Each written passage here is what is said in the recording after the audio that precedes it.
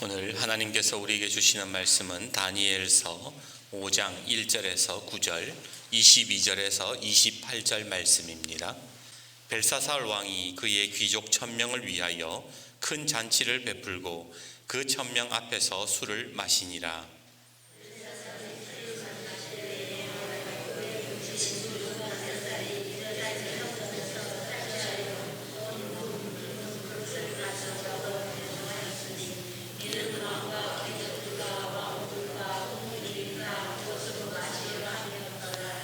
이에 예루살렘 하나님의 전 성소 중에서 탈취하여 온 금그릇을 가져오매 왕이 그 귀족들과 왕후들과 후궁들과 더불어 그것으로 마시더라.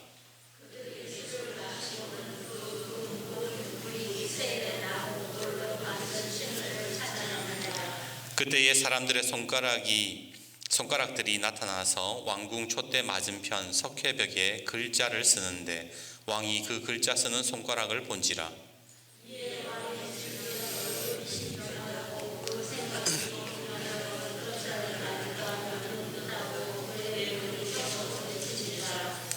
왕이 크게 소리질러 술객과 갈대아 술사와 점쟁이들을 불러오게 하고 바벨론의 지혜자들에게 말하되 누구를 막론하고 이 글자를 읽고 그 해석을 내게 보이면 자주색 옷을 입히고 금사슬을 그의 목에 걸어 주리니 그를 나라의 셋째 통치자로 삼으리라 하니라.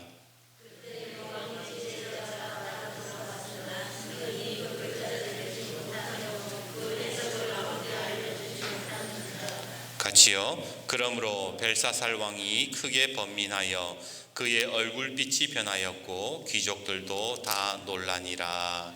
아멘. 22절에서 28절 말씀을 연이어서 교독합니다. 22절 말씀 읽습니다. 벨사살이여, 왕은 그의 아들이 되어서 이것을 다 알고도 아직도 마음을 낮추지 아니하고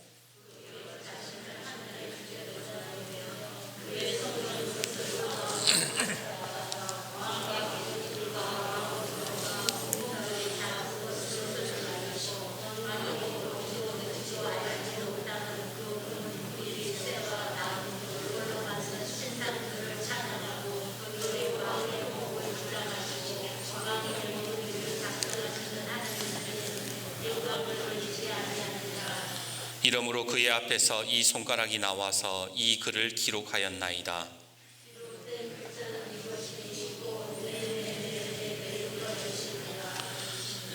그 글을 해석하건대 메네는 하나님이 이미 왕의 나라의 시대를 세워서 그것을 끝나게 하셨다 함이요.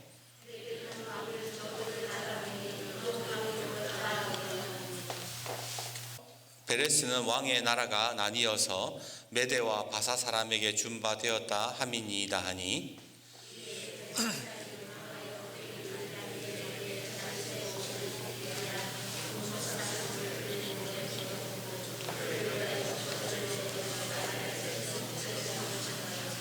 아멘. 흥청망청이라는 말을 한 번쯤 들어보셨을 거예요. 무분별하게 재물을 낭비하거나 마구잡이로 돈을 쓸 때 저 흥청망청한다 이런 말들을 쓰지요. 그런데 이 흥청망청은 조선 초기 연산군에게서 나온 말입니다. 여러분들도 아시다시피 연산군 왕은 폭군에다가 미치광이로 알려진 왕 아닙니까? 이 최홍사라는 직책을 만들어서 조선 팔도에 얼굴이 반반하다 싶은 여자는 모조리 다 불러서 후궁을 삼았습니다. 좀 논다 하는 기생이란 기생은 다 한양으로 불려드렸지요. 그렇게 궁궐로 불러들인 기생만 1000명이 넘었고 매일같이 술과 향락을 즐겼으니 돈이 얼마나 많이 들었겠습니까? 연산군은 기생들이 춤을 추고 노래를 부를 때에 기분이 좋아지고 잡생각이 나지 않는다. 그래서 일어날 흥자에 맑을 청자를 써서 그 기생들을 향해서 춤추고 노래하는 기생들을 향해서 흥청이라고 불렀던 거예요. 결국 보다 못한 신하들이 중종 반정을 일으키게 되었고 연산군은 폐위가 되어서 귀양 가서 역병으로 쓸쓸한 죽음을 맞이하게 됩니다. 그때 사람들이 그 연산군의 모습을 보면서 그랬다는 거예요. 흥청이 아니라 망하게 만든 망청이었다. 연산군을 그렇게 만든 것이 흥청이 아니라 망청이었다, 그렇게 이야기를 해서 흥청망청이라는 말이 나오게 된 것입니다. 오늘 본문을 보시면 연산군처럼 흥청망청하고 있는 한 왕을 우리는 발견하게 됩니다. 그것이 바로 벨사살 왕인데 1절에서 4절 말씀을 한번 보십시오. 벨사살 왕이 그의 귀족 1000명을 위하여 큰 잔치를 베풀고 그 1000명 앞에서 술을 마시니라. 귀족 1000명을 데리고 지금 잔치를 벌였다라는 거예요. 2절입니다. 벨사살이 술을 마실 때에 명하여 그의 부친 느부갓네살이 예루살렘 성전에서 탈취하여 온 금, 은 그릇을 가져오라고 명하였으니 이는 왕과 귀족들과 왕후들과 후궁들이 다 그것으로 마시려 함이었더라.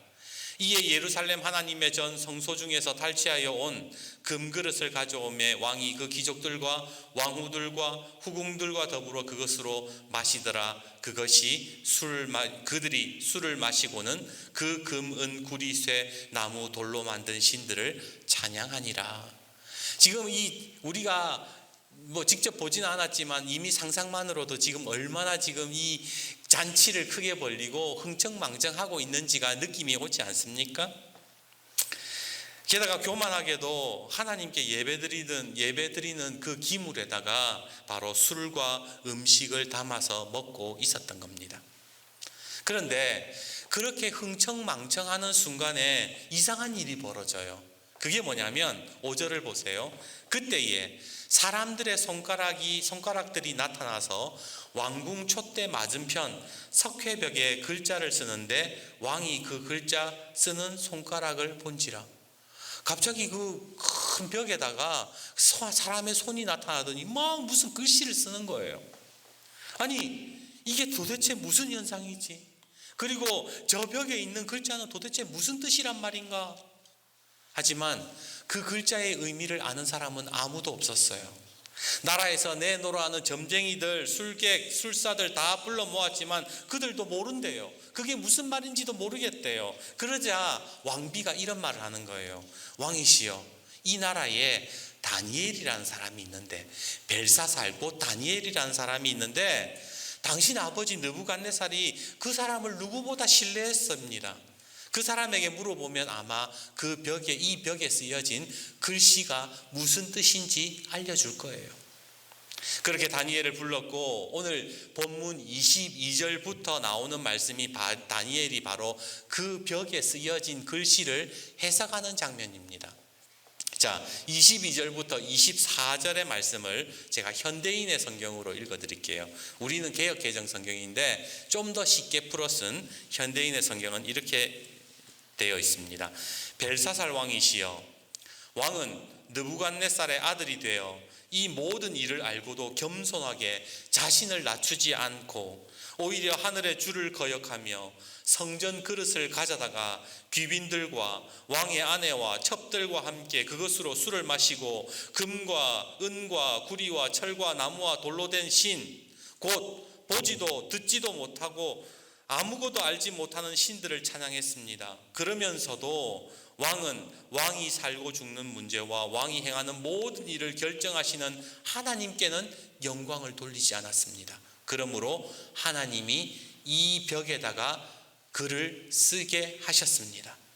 하나님이 이제 왜 이 벽에다가 글을 썼는지를 다니엘이 설명을 했던 거예요. 당신 지금 흥청망청하고 그 다음에 하나님께 영광 돌리기는커녕 지금 흥청망청하고 전부 다 우상에게 절하고 이렇게 하는 교만한 모습을 보고 하나님이 글씨를 쓰셨다는 거예요. 그러면서 이 벽에 쓴 글자를 해석하는데 글자에 쓰여진 글씨가 뭐였느냐? 메네 메네 데겔 우 바르신이라는 글자였습니다. 이건 아람어인데요. 메네라는 말은 세어본다는 뜻이에요. 그래서 메네 이러면 뭐예요? 세어보고 세어봤다라는 거예요. 데겔이라는 말은 저울에 달아본다는 거예요. 그래서 메네 데겔 그러면 하나님이 저울에 달아보고 달아봤다라는 거예요. 이 벨사살이 하는 짓을 하나님이 하나님의 저울에다가 달아보고 달아봤는데 우라는 말은 그래서라는 접속사예요. 바르신이라는 말은 갈라지게 했다, 찢어지게 했다라는 거예요. 쉽게 말해서 하나님이 왕을 저울에 달아서 세어보고 세어봤는데 함량 미달이었다는 거예요. 너 아니라는 거예요. 그래서 이 나라를 바르신, 찢어버리겠다, 갈라버리겠다, 하나님이 그렇게 벽에다가 쓰셨다라는 겁니다. 지난주 수요일 예배를 마치고 차량 운행을 하다가 제가 용범이에게 말을 걸었습니다. 용범아, 이제 집에 가면 너 뭐하냐? TV 보고 핸드폰 하다가 자는데요? 야, 부럽다 야. 나도 가끔 아무 생각 안 하고 그렇게 놀았으면 좋겠다. 그러니까 용범이가 그러는 거예요. 목사님도 별로 하는 거 없잖아요. 야 이놈아, 내가 하는 게 없다니. 설교 준비가 얼마나 힘든데. 에이, 그거 그냥 하면 되는 거지. 그거 빼고 하는 거 없으면서 이렇게 얘기를 하는 거예요. 뭔가 울컥하는데 뭐라 할 말이 없어요. 왜냐하면 그때 그것이 성령님의 음성으로 들렸기 때문에 그렇습니다. 사실 설교하는 것이 뭐 대단한 일이란 것처럼 유세 떨고 대접받으려고 했던 제 모습이 있었거든요. 뭐 설교 뭐 어렵고 설교 준비하는데 뭐 엄청 에너지도 많이 들고 혼자 유세 떨고 있었던 거예요. 근데 그거 아세요? 하나님이 마음만 먹으시면 돌멩이도 설교를 하게 만드신다는 거예요. 누가복음 19장 40절에 대답하여 이르시되 내가 너희에게 말하노니 만일 이 사람들이 침묵하면 돌들이 소리 지르리라 하시니라. 하나님은요 꼭 저 말고라도 얼마든지 설교를 하게 하실 수 있다라는 거예요. 그런데 뭐 마치 그것이 특별한 것인 것 마냥, 자기가 뭐 마치 특별하게 사명을 받은 것인 것 마냥 그렇게 혼자 생각을 하고 뭔가 대단한 일을 하는 사람처럼 그렇게 목을 뻣뻣하게 세우고 있었던 제 마음이 콱 하고 찔렸던 거죠. 땀 흘려 농사 짓는 것도 아니고 그렇다고 뭔가 특별한 일을 하는 것도 아니에요. 하나님의 은혜로 그저 설교하는 것뿐인데 생색내고 용범이 앞에서 내가 목사다 그래도 명색이 이렇게 지금 내세웠던 겁니다.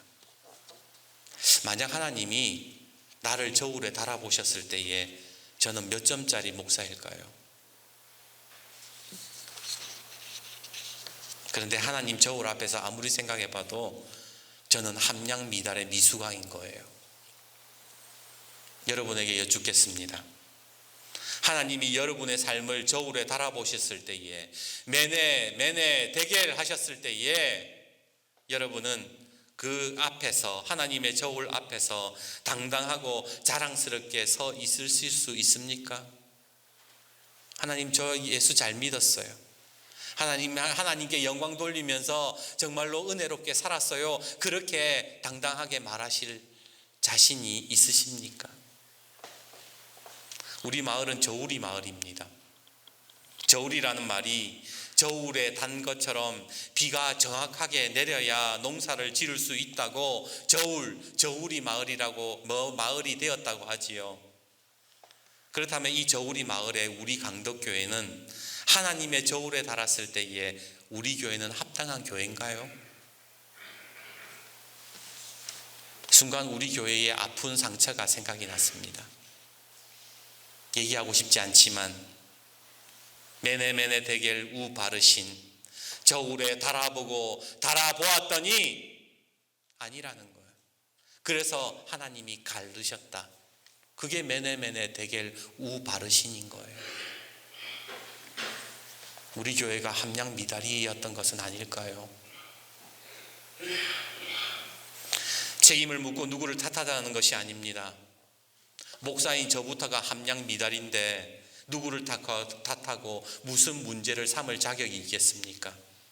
분명한 사실은 저와 여러분 우리 모두가 하나님의 저울에 함량 미달이었기 때문에 바르신 갈라진 거예요. 그렇게 매네 대겔 바르신이라는 글자 앞에서 한없이 움츠러들고 작아지는 목요일을 보냈습니다. 이제 금요일이 되었습니다. 그냥 목양실에 앉아있기가 너무 죄스러워요. 설교하는 게 뭐 대단한 일이라고. 그런데 뭐라도 해야 될 것 같았어요. 그래서 마당에 나가서 풀을 베었습니다. 시끄러운 재촉이 모터 소리 속에서 성령님께서 저에게 이런 말씀을 주십니다. 로마서 3장 10절에서 12절, 기록된 바 의인은 없나니 하나도 없으며 깨닫는 자도 없고 하나님을 찾는 자도 없고 다 치우쳐 함께 무익하게 되고 선을 행하는 자도 없나니 하나도 없도다. 주님이 그러시는 거예요. 얘들아, 아들아, 모든 사람이 죄인이란다. 모든 사람이 하나님의 저울 앞에서 함량 미달이란다. 자격 미달이란다. 주님이 그렇게 말씀해 주시면서 로마서 3장 23절과 24절을 생각나게 하시는 거예요. 모든 사람이 죄를 범하였음에 하나님의 영광에 이르지 못하였더니 그리스도 예수 안에서 있는 속량으로 말미암아 하나님의 은혜로 값없이 의롭다 하심을 얻은 자 되었느니라. 무슨 말입니까? 하나님 앞에서 우리가 다 자격 미달인데, 죄인이라서 다 죽어야 되는데, 예수님의 죄사함, 예수님의 그 십자가의 은혜로 하나님의 그 저울에 균형을 맞추셨다라는 거예요. 하나님의 말씀과 내 삶을 저울질했을 때에 나는 너무나도 함량 미달인데, 네 함량 미달의 이 저울 속에 그 삶에 예수님의 십자가가 들어왔고 예수님이 내 삶에 들어오셔서 그 균형을 맞추셨다라는 거예요. 그게 얼마나 은혜가 되고 얼마나 감사한지요.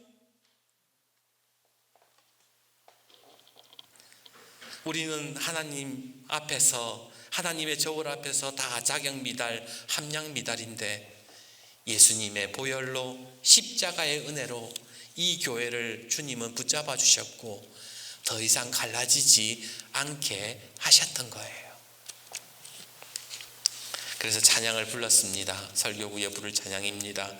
한량 없는 은혜, 갚을 길 없는 은혜, 내 삶을 애워싸는 하나님의 은혜, 나를 붙드시는 하나님의 은혜. 하나님의 은혜밖에 없는 거예요. 하나님의 저울 앞에서 내가 말할 수 있는 것은 하나님의 은혜밖에 없더라는 겁니다. 우리나라에서 가장 존경을 받으셨던 한경직 목사님이 계시지요. 모든 사람이 목사님이 최고라고 손가락을 지켜 세웠을 때에 한경직 목사님은 이렇게 말합니다. 저는 영락교회 목사로서 책임을 다하지 못했습니다.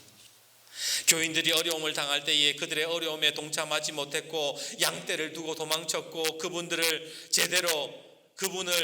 제대로 섬기지 못한 때가 너무나도 많았습니다. 1992년 6월 18일 종교 부분의 노벨상이라고 불리는 템플턴상을 받으셨을 때에 목사님은 또 이런 고백을 하십니다. 저는요 신사참배했던 사람이에요. 저는 죽을 죄인이에요. 그런데 하나님을 배신한 이 신사참배한 사람을 하나님이 사랑해 주셨고 예수님의 십자가로 인해서 나를 한국교회에 일할 수 있도록 그렇게 세워주셨습니다. 목사님이 고백하는 게 뭔지 아세요? 내가 이만큼 잘했습니다. 나는 하나님의 저울에 달았을 때에 이 정도의 사람입니다라고 얘기를 했던 게 아니라 나는 신사참배하고 정말로 말도 안 되는 목사의 자격도 없는 사람인데 예수님이 균형을 맞춰주셨다고 고백하는 거예요.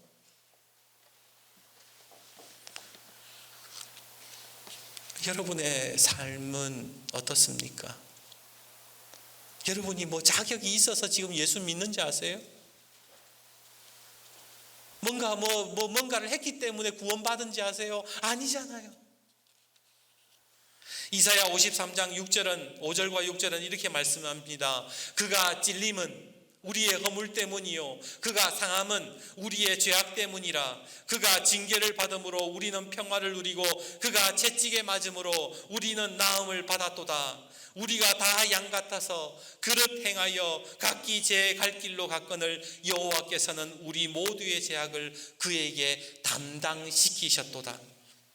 예수님이 찔림으로, 예수님의 상함으로, 예수님의 징계로 다 죄악을 담당시키고 저울의 균형을 맞추었다. 이사야 말씀이 그렇게 우리에게 증언하고 있지 않습니까?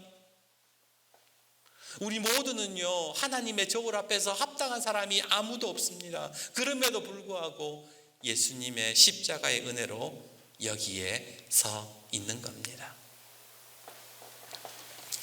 오늘 여러분에게 예수님의 은혜로 그 인생이 바뀌었던 한 분을 소개해 드리려고 합니다.